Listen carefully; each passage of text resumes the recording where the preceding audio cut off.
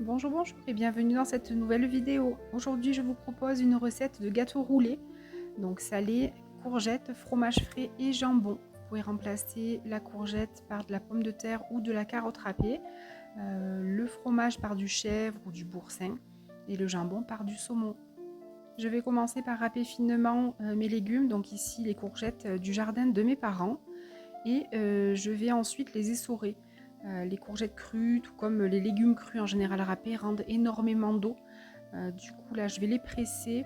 L'idéal est de les presser dans un linge ou une étamine, c'est l'idéal. J'avais pas, donc j'ai fait à la main. Mais je l'ai refait quelques temps après, je l'ai mis dans un torchon et c'était beaucoup mieux. Là j'ajoute 3 œufs, pareil, du poulailler de mes parents. Donc ça a une saveur très locale. Et je vais bien mélanger pour que le mélange soit bien homogène.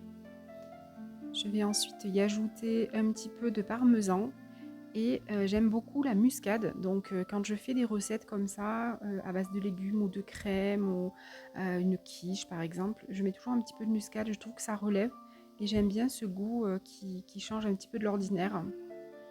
Une fois que tout est bien mélangé, je vais chemiser un lèche frite et je vais étaler mon gâteau, hein, puisqu'on peut appeler ça une pâte à gâteau quelque part salée. Hein.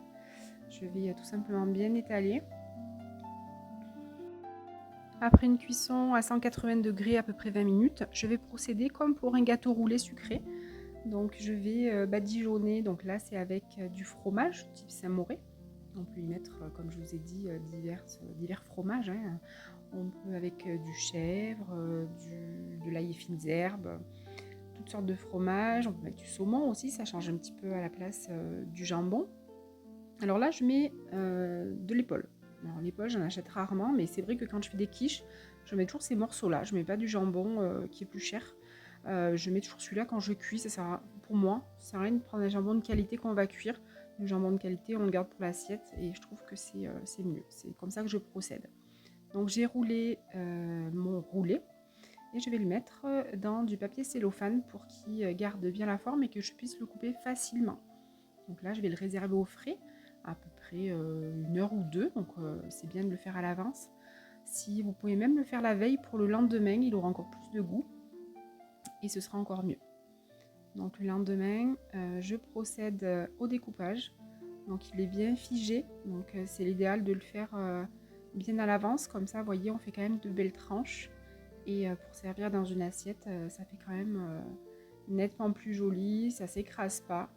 Évitez bien sûr de le couper chaud, hein, parce que ça sera pas, ça donnera pas cet aspect-là. Voilà, j'espère que cette petite recette vous aura plu. Si vous avez envie de la refaire, refaites-la et dites-moi-le en commentaire. Je vous souhaite une bien belle soirée et je vous dis à bientôt dans une nouvelle vidéo.